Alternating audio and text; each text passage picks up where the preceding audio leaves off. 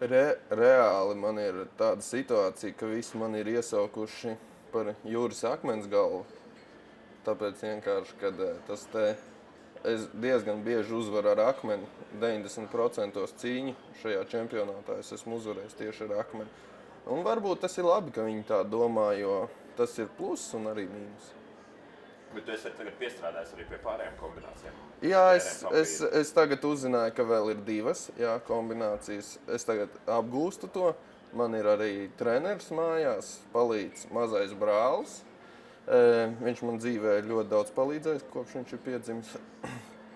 Tāpēc tagad ir arī šķērs, tas ir 2 pirksti un papīrs, tā ir pilna plauksta. Es parādīšu, kā es no sākuma biju domājis. Man no sākuma likās tā spēle mazliet agresīvāka, bet tad ieviest laikam noteikumu no sākuma bija akmens, šķērs, papīra, rīts, 1, 2, 3, tas bija akmens. Tad bija akmens, šķērs, papīra, rīts, 1, 2, 3, tās ir šķēres.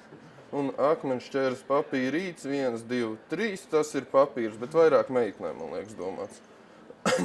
Bet tagad izmainīja noteikumus, vienkārši priekšā ir jāparāda, tāpēc tas tā. Bet arī interesanti, arī sava intriģa.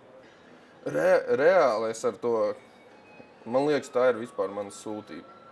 Reāli es ar to sāku nodarboties jau, to visu es redzēju, ka dara puiši uz ielas, un man tas reāli iepatikās, jo diezgan daudz laika sanāk pavadīt uz ielas, un man likās, tas arī ir lielisks piepelnīšanās veids ar visiem šitiem trikiem. Tāpēc varēja normāli nopelnīt, un tad es sāku apgūt, bet visvairāk man tas akmens galvas patika, tas blieziens, un tad es uzzināju, ka ir pat tāds čempionāts, un kāpēc gan nepieteikties, jo visi ir, kā teikt, profiņi bieziņie savās trenažieru zālītēs trenējās, un es kā Rokijs no ielas parādos un visus uzveicu. Brīnos, kāpēc viņš nav iekļauts olimpiskajā disciplīnā, par to būtu jādot medaļas. Un pilnīgi pat nevajadzētu domāt, tur šķēres, akmens un papīrs aizmugurē fonā, normāls simbols. Reāli lielākā iemaņa, laikam, kam jābūt, tie ir pirksti. Jo, ja nav pirkstu, tad 2 kombinācijas nevar izpildīt. Kaut gan ar Stāstīt to grūti gājienu. Jā, no sākuma, jo man diezgan bieži bija salauzts pirksts, tāpēc man sanāca visu laiku likt akmeni. Bet tādā ziņā vēl iemaņām ir jābūt noteikti ir jābūt galvai, jo tā ir vajadzīga, lai tu redzētu, vai pretinieks šmaucās vai nē, jo citreiz sanāk tā šmaucās. It kā liek papīru, atvainojies akmeni. To vajag piefiksēt, tāpēc vienmēr man ir draugi, kas stāv aiz manas muguras, ja kāds šmaucās. Un vēl kas ir nepieciešams, vēl ir nepieciešams kārtīgi pirms tam paēst. Tas ir galvenais.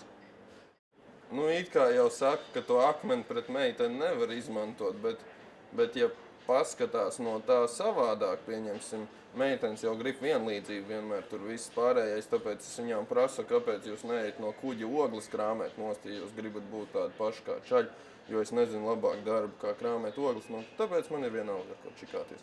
Es vienmēr esmu gatavs, bet, vajag gatavoties, nevar tā bez negatavošanās. Es, pieņemsim, biju aizbraucis uz laukiem un mežā vēroju 6 dienas ķirzaku, lai saprastu, kā tas ir, kā ir čikāties reāli. Un man tas izdevās, es meditēju, pēc tam es uzkāpu koka zarā, tupēju 2 dienas, un tagad es esmu gatavs. Var gadīties, ka es finālā zaudēju, jā. Bet tas ir 1/100, jā. Es domāju, pirmā vieta ir garantēta, kurš gan cits, ja ne es varu vinēt to vispār.